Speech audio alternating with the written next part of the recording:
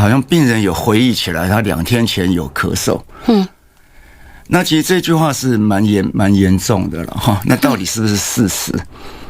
好，因为这牵涉到是有症状还是无症状。防疫指挥官陈时中爆料，彰化卫生局采检确诊的自美返台无症状少年，可能记忆有误，说辞反复。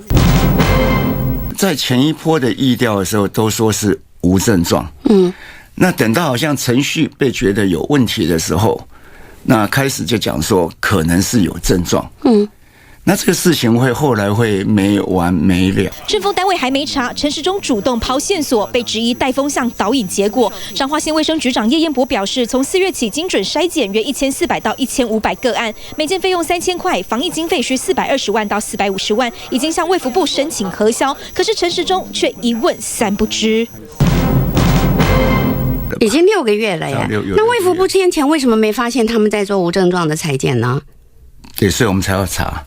那基本上他照着一个程序通报来嘛。我们支持陈时中部长指挥官去了解，那这个了解是了解整个过程，这不是在查贪渎。